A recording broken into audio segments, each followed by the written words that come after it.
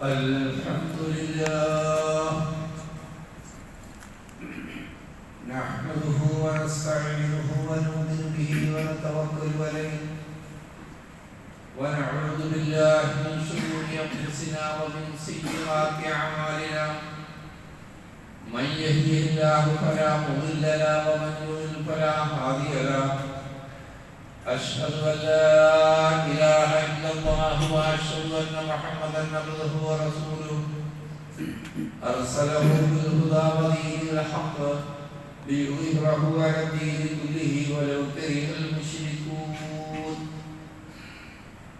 اللهم صل على محمد وعلى آل محمد كما صليت على إبراهيم وعلى آل إبراهيم وبارك على محمد وعلى آل محمد كما باركت على إبراهيم وعلى آل إبراهيم إنك حميد مجيد أما بعد فإن خير الكلام كلام الله وخير الحديث هدي محمد صلى الله عليه وسلم وشر الأمور محدثاتها وكل محدثة بدعة وكل بدعة ضلالة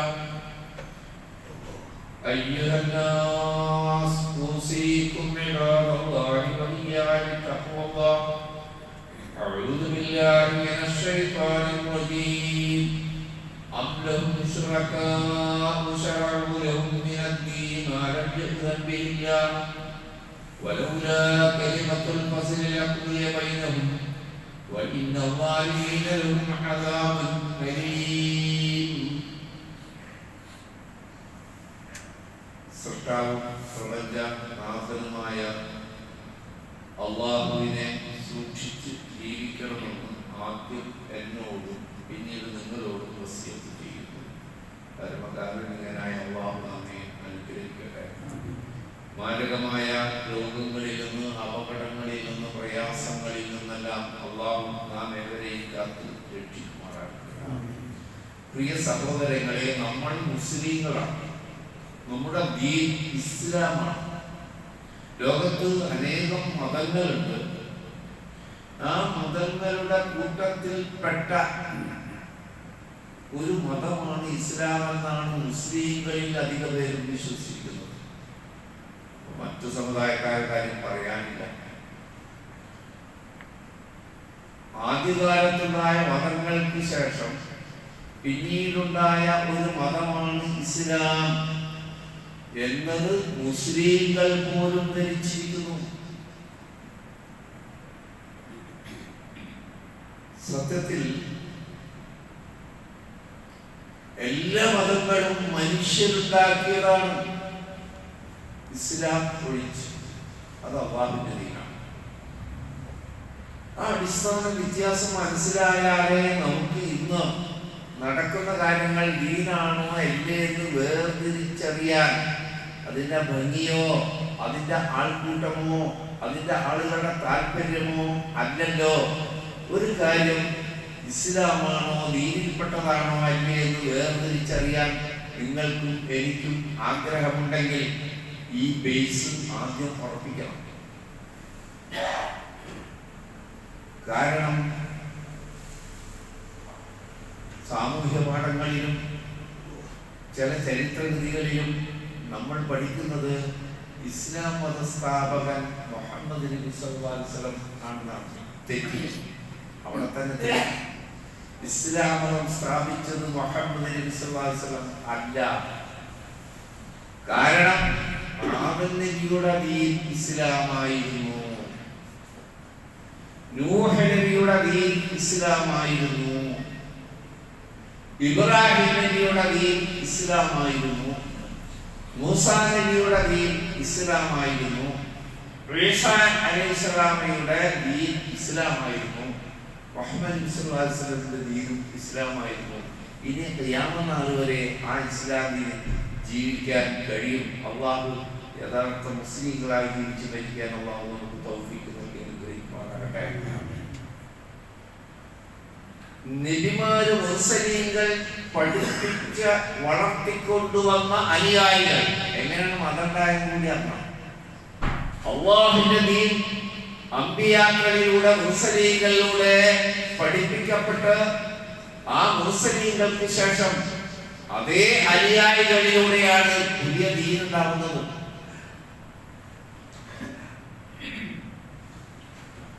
നൂഹ് നബിയുടെ അനുയായികളിൽ നിന്നാണ് ദ്രാവിഡ മതമുണ്ടായത്.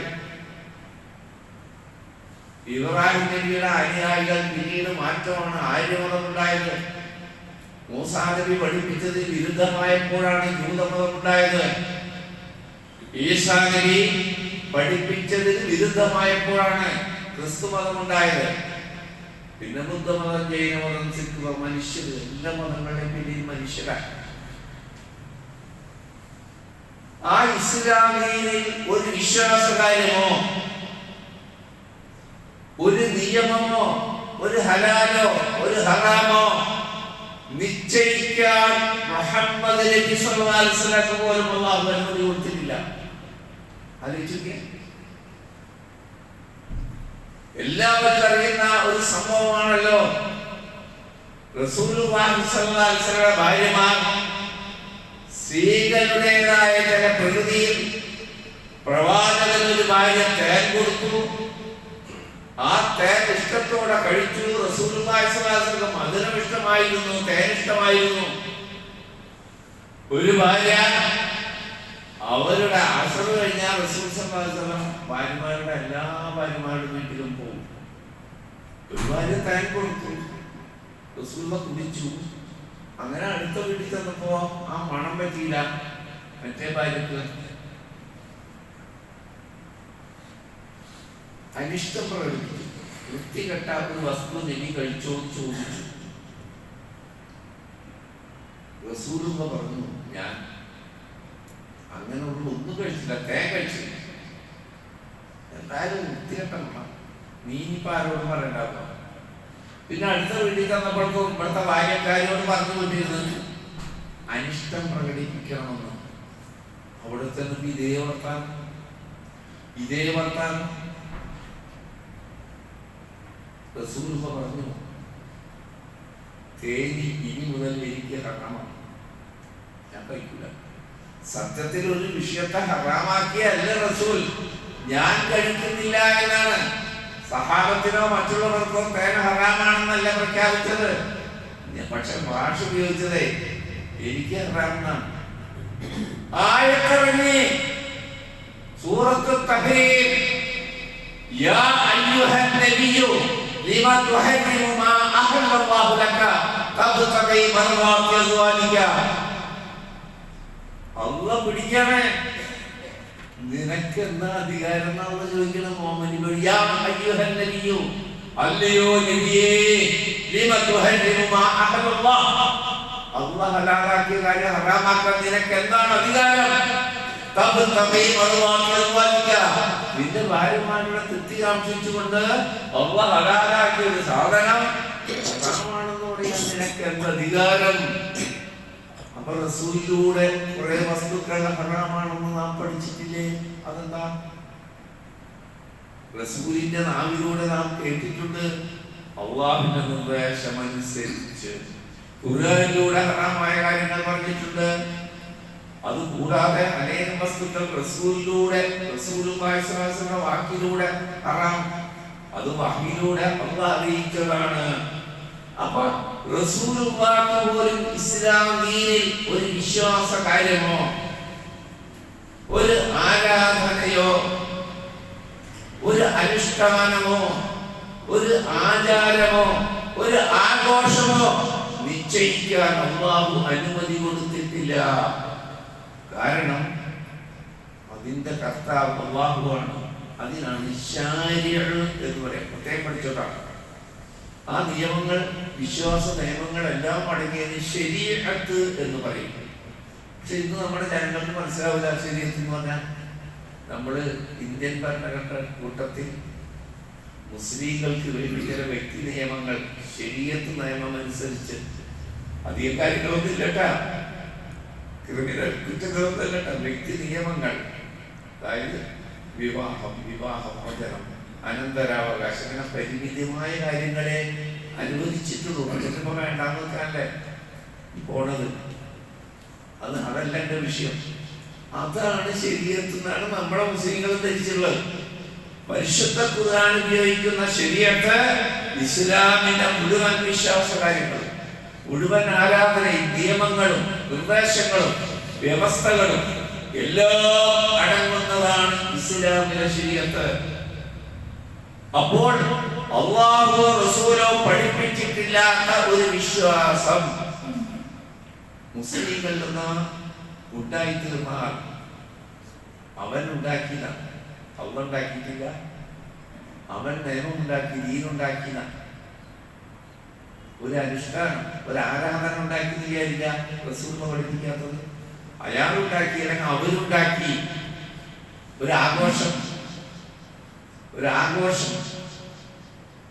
അല്ലാഹു അതിനെ എങ്ങനെ ഗൗരവത്തിൽ കാണുന്നു എന്ന് സൂറത്ത് ശൂറായിലെ 21-ാമത്തെ ആയത്താണ് ആമുഖമായി ഞാൻ നിങ്ങളെ കേൾപ്പിച്ചത്.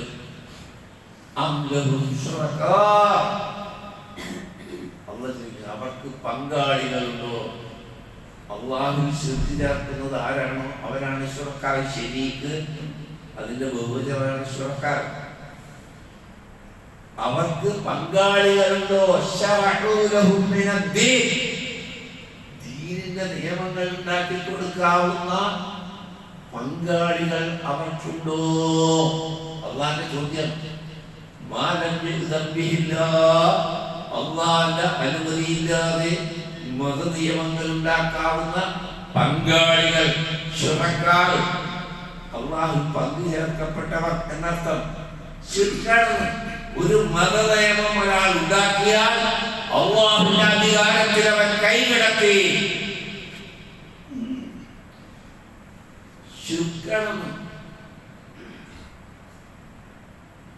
ശുറക്കാരെന്നാണ് ഖുർആൻ ഉപയോഗിക്കുന്നത്. അള്ളാഹുവിന്റെ ഒരു പങ്കാളികളെ ഉണ്ടാക്കി. അള്ളാഹു പുറമേ വിളിച്ചു തേടിയവരെ പറ്റി പറഞ്ഞതാണ് പങ്കാളികൾ ഉണ്ടാക്കി. നേർച്ച നേർന്നവരെ പറ്റി അള്ളാഹു പറഞ്ഞത് പങ്കാളികളെ ഉണ്ടാക്കി. ഇവിടെ ഒരു നിയമം അല്ലെങ്കിൽ ഒരു അനുഷ്ഠാനം, ഒരു ആചാരം, ഒരു ആഘോഷം അല്ലാഹുവോ റസൂലോ പഠിപ്പിക്കാത്തത് ആരെങ്കിലും ചെയ്താൽ ദീനിൽ അവൻ നിയമമുണ്ടാക്കി എന്നർത്ഥം. അതാണ് അള്ളാഹുവിന്റെ ചോദ്യം. അള്ളാഹുവിന്റെ അനുമതിയില്ലാതെ ദീനീ കാര്യങ്ങൾ നിയമമാക്കുന്ന പങ്കാളികൾ അവർക്കുണ്ടോ? അവസാനം ഒരു ദിനമുണ്ട്, ഫസ്ലിന്റെ ദിനം. ഫസ്ൽ തീർപ്പെടുക്കുന്ന, മുറിക്കുന്ന ദിനം. ഫസ്ൽ പറഞ്ഞാൽ മുറിക്കാന്ന് അർത്ഥം. എല്ലാവരെയും ഉയർത്തെഴുന്നേൽപ്പിച്ച് അല്ലാഹു ഒരു തീർപ്പെടുക്കുന്ന ദിവസം. ആ കലിമത്തില്ലായിരുന്നെങ്കിൽ ഇപ്പൊ തന്നെ അവരുടെ കാര്യത്തിൽ അന്ന് തീരുമാനം എടുത്തേനെ. ദുനിയാവിൽ തന്നെ അവരുടെ കാര്യം തീരുമാനമായേനെ. പക്ഷെ അവ നീട്ടിവെച്ചു. അങ്ങനെ ഒരു ദിനം അള്ളാഹുടെ മുന്നിൽ എത്തിപ്പെട്ടിട്ട് തീരുമാനിക്കാൻ ഒരു തീരുമാനം കഴിഞ്ഞുപോയി.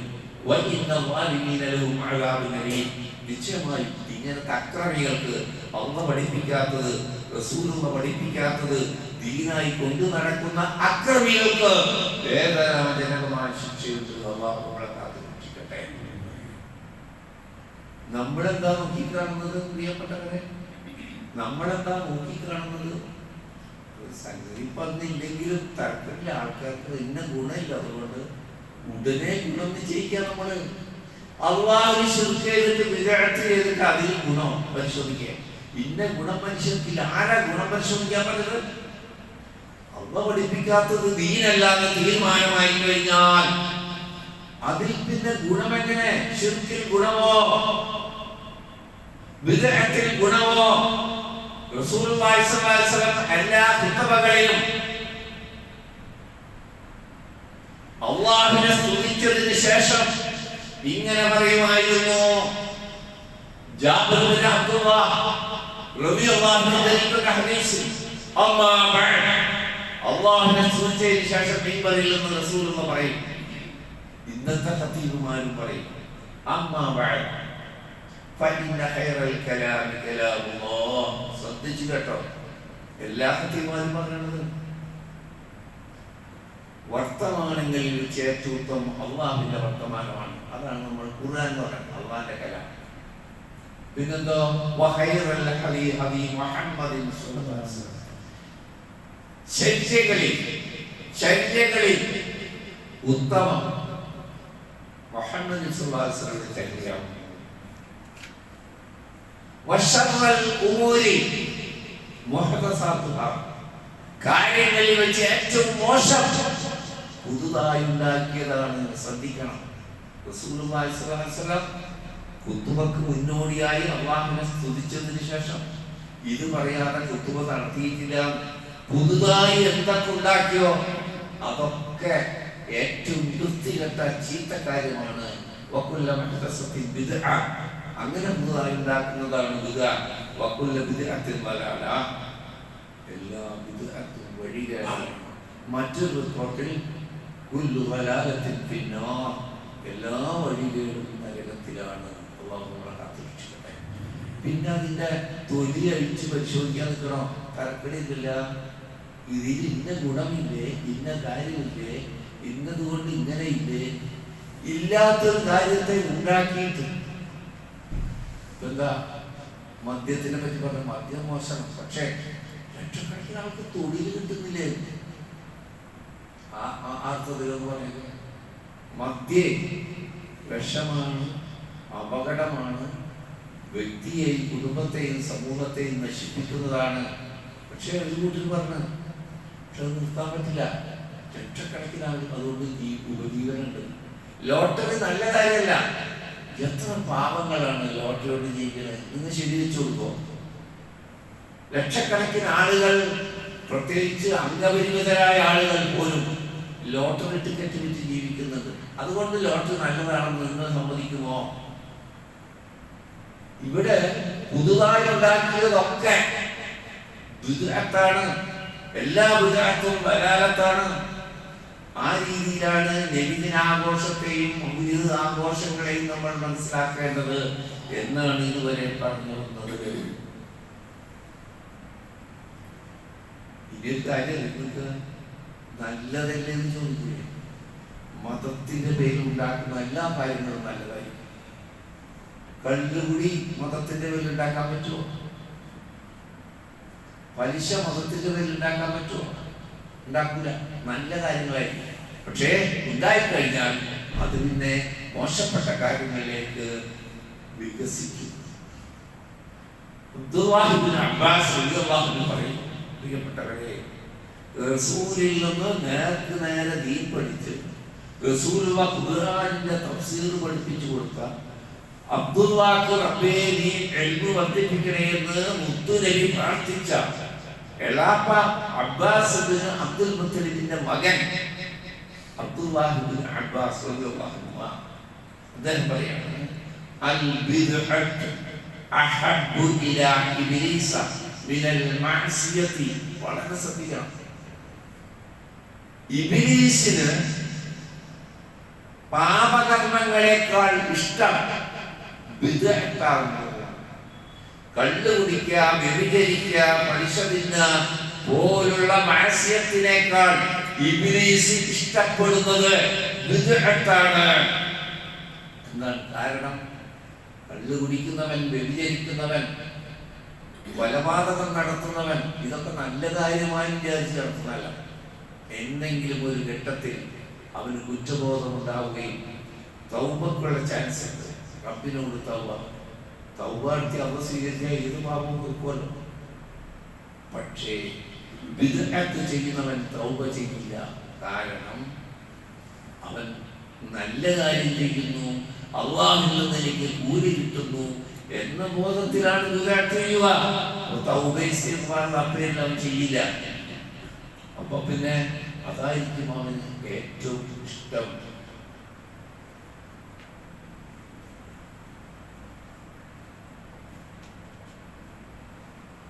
പ്രിയപ്പെട്ടവരെ, 4 മദ്ഹബുകളുടെ ഇമാമുകളിൽ ഒരാളായ മാലിക് ബിൻ അനസ് റളിയല്ലാഹു അൻഹു അടുക്കൽ ഒരു മനുഷ്യൻ മദീനയിലായിരുന്നല്ലോ. അദ്ദേഹം മാലിക് ഇമാം മദീനയിൽ തന്നെ ജീവിച്ചു മരിച്ചു. അദ്ദേഹത്തിന്റെ അടുക്കൽ ഒരു മനുഷ്യൻ വന്നിട്ട് പറഞ്ഞു, ഞാൻ ഉംറ ചെയ്യാൻ പോകുന്നത് മസ്ജിദുൽ നബവിയിൽ നിന്ന് ഇഹ്റാമിൽ പ്രവേശിക്കാൻ. ഇഹ്റാമിൽ വളരെ ശ്രദ്ധിക്കണം. മസ്ജിദുൽ നബവിയിൽ നിന്ന്, നബിയുടെ പള്ളിയിൽ നിന്ന് ഇഹ്റാമിൽ പ്രവേശിച്ച് ഉംറക്ക് പോകുന്നു. റസൂൽ സല്ലല്ലാഹു അലൈഹി വസല്ലം സഹാബത്തും ഇഹ്റാമിൽ പ്രവേശിച്ചിരുന്നത് ദുൽഹുലൈഫയിൽ നിന്നാണ്. മദീനത്ത് നിന്ന് മക്കത്ത് പോകുന്ന എല്ലാവർക്കും നിശ്ചയിച്ചു കൊടുത്ത സ്ഥാനം, ഇഹ്റാമിൽ പ്രവേശിക്കാനുള്ള സ്ഥാനം ദുൽഹുലൈഫയാണ്. ഇന്നിപ്പോ വലിയ പള്ളി ഉണ്ടാവും, നമുക്കറിയാം, പോയവർക്കൊക്കെ അറിയാം. ഇന്ന് പള്ളിയൊന്നുമില്ല, ഒരു വിശ്രമിക്കാനുള്ള സ്ഥലം, പള്ളിയൊന്നുമില്ല. അന്ന് മാലിക് ഇമാമിനോട് പറഞ്ഞു, ഞാൻ ഇവിടുന്ന് തുടങ്ങാണ്. ഇമാം മാലിക് റഹ്മത്തുള്ളാഹി അലൈഹി അദ്ദേഹത്തോട് പറഞ്ഞു, നീ ഫിത്ന ഉണ്ടാക്കരുത്, നീ ഫിത്ന ഉണ്ടാക്കരുത്. അദ്ദേഹം ചോദിച്ചു, എന്ത് ഫിത്ന? കുറച്ചുകൂടി അധികം സമയം ദുൽഹുലൈഫയല്ലേ, ഇവിടെ തന്നെ ഇഹ്റാമിൽ പ്രവേശിച്ച അതിലെന്ത് ഫിത്ന? മാലിക് ഇമാം പറഞ്ഞു, അല്ലാഹുവിന്റെ റസൂലിനേക്കാൾ മെച്ചപ്പെട്ടത് ഞാൻ ചെയ്തു എന്ന് നിന്റെ മനസ്സിലുണ്ടാവുന്ന തോന്നലിനേക്കാൾ ഫിത്ന വേറെ എന്താണ്? ഫിത്ന എന്താണ്? അല്ലാഹുവിന്റെ റസൂലിനേക്കാൾ മെച്ചപ്പെട്ടത് ഞാൻ ചെയ്തു എന്ന് നിന്റെ മനസ്സിൽ ഒരു തോന്നലുണ്ടായാൽ അതിനേക്കാൾ വലിയ ഫിത്ന വേറെ എന്തുണ്ട്? എല്ലാ വിധത്തിന്റെയും ഗതിയത് തന്നെ. ഇത് നല്ലതാണെന്ന് പറയുമ്പോ റസൂലിനേക്കാൾ റസൂൽ അറിയാതെ പോയ നല്ല കാര്യം, റസൂൽ പഠിപ്പിക്കാതെ പോയ നല്ല കാര്യം, അവിടെയാണ് അപകടം. ആദ്യം പോയിട്ട് എന്താണ്, ചോറ് കൊടുത്താൽ എന്താണ്, യാസീൻ ഓതിയാൽ എന്താണ്, മൗലിദ് പാടിയാൽ എന്താണെന്നൊക്കെ തോന്നുമല്ലോ. അപകടം ബേസിലാണ്. ആ ബേസ് നമ്മൾ മനസ്സിലാക്കണം. ഈ സമൂഹത്തെ അത് പഠിപ്പിക്കാറില്ല. അതുകൊണ്ട് പ്രിയപ്പെട്ടവരെ, അള്ളാഹുവിന്റെ ദീനാണിത്. അതിന്റെ പ്രമാണ സ്രോതസ് അള്ളാഹുവിന്റെ കിതാബും റസൂൽ സല്ലല്ലാഹു അലൈഹി വസല്ലം ചര്യയുമാണ്.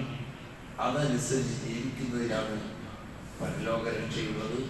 അങ്ങനെ ഖുർആനിനെയും ചിഹ്നത്തിനെയും പിൻപറ്റിക്കൊണ്ട് മുസ്ലിമായി ജീവിച്ച് മുസ്ലിമായി മരിക്കാൻ അള്ളാഹു നാമേവർക്ക് തൗഫീഖ് നൽകി അനുഗ്രഹിക്കുമാറാകട്ടെ.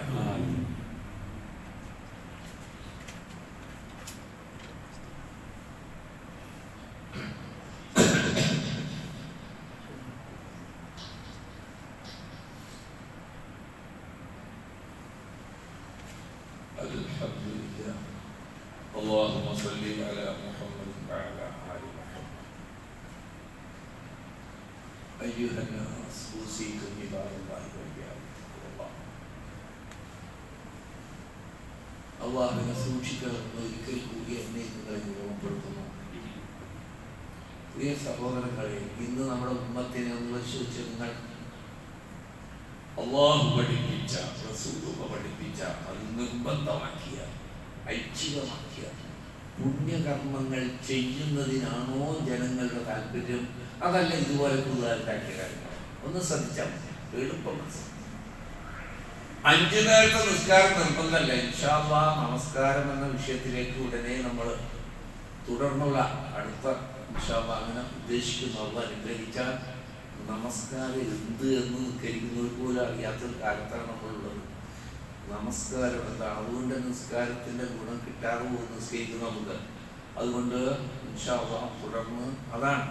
അപ്പൊ അവർ നിർബന്ധമാക്കിയ ഒരു മുസ്ലിമിന്റെ ലക്ഷണമായ മുദ്രയായ 5 നേരത്തെ നിസ്കാരം പോലും ഇല്ലാത്തവരും എന്തൊരു ആഘോഷ തിമിർപ്പിലാണ് ആലോചിക്കുന്നത്. അള്ളാഹു റസൂൽ പഠിപ്പിച്ച ദീനീ കാര്യങ്ങളിൽ താല്പര്യമില്ലാതിരിക്കുക, ഇല്ലാതെ പുതുതായി ഉണ്ടാക്കിയതിൽ താല്പര്യം വർദ്ധിക്കുക. അള്ളാഹു പറയാം സൂറത്ത് ജാസിയ 18-ാമത്തെ, നബിയെ, അങ്ങനെ നാം താങ്കളെ തെളിഞ്ഞ ഒരു മാർഗത്തിലാക്കി, മിനൽ അംരി, ഈ ദീനിന്റെ കാര്യത്തിലെ തെളിഞ്ഞ ഒരു വഴിയിലേക്ക് താങ്കളെ നാം നിശ്ചയിച്ചു. നബിയെ, താങ്കൾ അത് തന്നെ പിൻപറ്റണം. വിവരം കെട്ട ആളുകളുടെ ആഗ്രഹമനുസരിച്ച് ആഗ്രഹങ്ങളെ താങ്കൾ പിൻപറ്റരുത്. മനുഷ്യരുടെ ആഗ്രഹങ്ങളാണ് ഇഷ്ടം. അതൊക്കെ ഇഷ്ടമല്ലായിരിക്കും, നല്ല സുഖ ഇഷ്ടമാണ്, ആ ഇഷ്ടമാണ് നടക്കുക. ഫർനിസ്കരിക്കാത്തവരും ജാമതയിൽ പോകാൻ ഉത്സാഹം കാണിക്കുന്നത് എന്തുകൊണ്ടാണ്? മൗലിദ് പാരായണത്തിൽ പങ്കെടുക്കുന്നത് എന്തുകൊണ്ടാണ്? വീട്ടിൽ ഇഷ്ടംപോലെ ഭക്ഷണം ഉണ്ടായിട്ടും മൗലിദിന്റെ ഭക്ഷണം കിട്ടാൻ തിരക്ക് കിട്ടുന്നത് എന്തുകൊണ്ടാണ്? എന്താണ് അവിടെ? നബിയെ താങ്കൾക്ക് കൃത്യമായി വഴി നിശ്ചയിച്ച് തന്നിട്ടുണ്ട് നാം. അള്ളാഹ് പറയാ അത് തന്നെ പിൻപറ്റണം. വിവരം കെട്ട ആളുകളുണ്ട്, അവർക്ക് താല്പര്യമുള്ള കാര്യങ്ങളുമുണ്ട്, അതിന് ഒരിക്കലും താങ്കൾ പിൻപറ്റാൻ പാടില്ല. എന്നിട്ടോ ദീൻ പഠിപ്പിച്ചു കൊടുക്കേണ്ട പണ്ഡിതന്മാരും പുരോഹിതന്മാരും ഇതാണ് പഠിപ്പിക്കുക, ഇതിലാണ് ജനങ്ങളെ വിളിക്കുക, അതിന് ന്യായം ചമച്ചു കൊടുക്കുകയാണ്. വിദേഹത്തിന്റെ അപകടം എത്രമാത്രമുണ്ട് എന്ന് പ്രിയപ്പെട്ടവരെ നമ്മൾ അറിഞ്ഞാൽ, ചോറല്ലേ, ഖുർആനല്ലേ, ഫാത്തിഹയല്ലേ, മൗലിദല്ലേ, നബിയുടെ മദ്ഹല്ലേ എന്ന വാക്ക് നമ്മൾ പിന്നെ ഉപയോഗിക്കില്ല. റസൂൽ സല്ലല്ലാഹു അലൈഹി വസല്ലം പറയാണ്, നാളെ പരലോകത്ത് ഹൗദുൽ കൗസറിന്റെ മുന്നിൽ ഒരു സംഘം ആളുകൾ വരും, എന്റെ ഉമ്മത്തിൽപ്പെട്ടവർ, നബിയുടെ ഉമ്മത്തിൽപ്പെട്ടവർ. റസൂലുള്ളാഹി സ്വല്ലല്ലാഹു അലൈഹി വസല്ലമക്കും അവിടുത്തെ ഉമ്മത്തിനും പ്രത്യേകിച്ച് അല്ലാഹു നൽകിയതാണ് ഹൗദുൽ കൗസർ. റസൂൽ സല്ലല്ലാഹു അലൈഹി വസല്ലം പറഞ്ഞു, അതിന്റെ വിശേഷം പാലിനേക്കാൾ ദ്രാവണ്യമുള്ള, തേനിനേക്കാൾ മാധുര്യമുള്ള അതിൽ നിന്നൊരു കോപ്പ കുടിച്ചാൽ പിന്നീട് ഒരിക്കലും ദാഹമെന്ന പ്രശ്നം അവന് സംഭവിക്കുകയില്ല. ആ ഹൗദിന്റെ ചുറ്റുമുള്ള കോപ്പകൾ നക്ഷത്രങ്ങളെ പ്പോൾ തിളങ്ങുന്നതാണ്. അതിലേക്ക് എത്തുമ്പോ അവരുടെയും ഹൗദിന്റെയും ഇടയിൽ ഒരു ഹിജാബ് മറ വീഴുന്നു. ശ്രദ്ധിക്കണം, മലക്കുകൾ അവരെ ആട്ടുന്നു. റസൂൽ സല്ലല്ലാഹു അലൈഹി വസല്ലം കാണുന്നു. റസൂൽ അവരോട് പറയുന്നു, മലക്കുകളോട്, മലായിക്കത്തുകളെ എന്റെ ഉമ്മത്താണ്, അവർക്കുള്ളതാണ്, അവരെ കുറിച്ചോണ്ട് അവരെ തടയണ്ട. മലക്കുകൾ പറയണം, അല്ലാഹുവിന്റെ റസൂലേ, താങ്കൾക്ക് ശേഷം താങ്കൾ പഠിപ്പിച്ച രീതിയിൽ പുതിയ ആചാരങ്ങൾ പുതിയതുണ്ടാക്കിയ ആളുകളാണ്. ആ കാരുണ്യത്തിന്റെ റസൂൽ സ്വന്തം ഉമ്മത്തിൽപ്പെട്ടവരോട് പറയുന്നു, അകന്നു പോ, എനിക്ക് നിങ്ങളെ കാണണ്ട, പോ, അകന്നു പോ. ഹദീസിലെ വാക്ക് എന്ത് കുറ്റം ചെയ്തെന്നറിയോ? ദീനിൽ പുതിയ ആചാരങ്ങളൊക്കെ ഉണ്ടാക്കിയതാണ്. ദീനിൽ പുതിയ ആചാരങ്ങൾ ഉണ്ടാക്കി. ബിദ്അത്തിന്റെ ഗൗരവം നമുക്ക് മനസ്സിലാക്കാൻ വേണ്ടിയാണ് ഈ സംഭവം പറയുന്നത്. ചെറിയൊരു ഉദാഹരണം പറയാം. ഉറങ്ങാൻ കിടക്കുന്നതിന് മുമ്പ് അല്ലാഹുവിന്റെ റസൂൽ പ്രാർത്ഥന പഠിപ്പിച്ചു. അല്ലാഹുമ്മ അസ്ലംതു നഫ്സി ഇലൈക എന്ന് തുടങ്ങുന്ന നിങ്ങളുടെ മുക്കിലുണ്ട്, നിങ്ങളുടെ പ്രാർത്ഥന മുക്കിലുണ്ട്. കഴിഞ്ഞ ആഴ്ച ഞാനൊരു പ്രാർത്ഥന പഠിപ്പിച്ചു, അത് പഠിക്കണം. ഇല്ലാത്തവർക്ക് സംഘടിപ്പിച്ച് ഇവിടെ കോപ്പി എടുത്തിട്ട് കൊടുക്കണം എന്ന് ആഗ്രഹിക്കുന്നുണ്ട്. അല്ലാഹു അനുഗ്രഹിക്കട്ടെ. ആ പ്രാർത്ഥനയുടെ അവസാനത്തെ വാക്കെന്നറിയാം, ആമൻതു ബികിതാബിക. ഈമാനോടുകൂടിയാണ് നമ്മൾ ഉറക്കത്തിലേക്ക് പോകുന്നത്. ഉറക്കത്തിലും നമ്മൾ മുമ്പിലാണ്, മുസ്ലിമാണ്. കാരണം ഉണരുമ്പോഴും അതേ ഈമാനാണ്. വേണ്ട, ഉറങ്ങാൻ പോകുമ്പോ ഈമാനിലാണ്, ഉണരുമ്പോ ഈമാനിലാണ്. ആ ഉറങ്ങിയ സമയം വരെ അള്ളാഹ് അതിലാ കൂട്ടിയത്. ഉറങ്ങിയ സമയം ഇവൻ മൂമിനായി മുസ്ലിമായി ജീവിച്ചതായിട്ട് കൂട്ടി. ആമൻതു ബികിതാബികല്ലദീ അൻസൽത. അല്ലാഹുവേ, നീ ഇറക്കിയ കിതാബിൽ ഞാൻ വിശ്വസിച്ചിരിക്കുന്നു. വനബിയികല്ലദീ അർസൽത. അല്ലാഹുവേ, നീ നിയോഗിച്ച നബിയിലും ഞാൻ വിശ്വസിച്ചിരിക്കുന്നു. ആ പ്രാർത്ഥന മുഴുവനല്ല കേട്ടോ, അവസാനത്തെ വാക്ക്. ആ പ്രാർത്ഥനയുടെ അവസാനം ആമൻതു ഓരോ വ്യക്തിയും പറയേണ്ടതാണ് ഉറങ്ങാൻ കിടക്കുന്നത്. ബികിതാബികല്ലദീ അൻസൽത. റബ്ബേ, നീ ഇറക്കിയ കിതാബ് ഖുർആനിൽ ഞാൻ വിശ്വസിച്ചിരിക്കുന്നു. വനബിയികല്ലദീ അർസൽത. അല്ലാഹുവേ, നീ നിയോഗിച്ച നബിയിലും വിശ്വസിച്ചിരിക്കുന്നു. സഹാബത്തിന് പഠിപ്പിച്ചു. എല്ലാവർക്കും ഉത്സാഹമായി.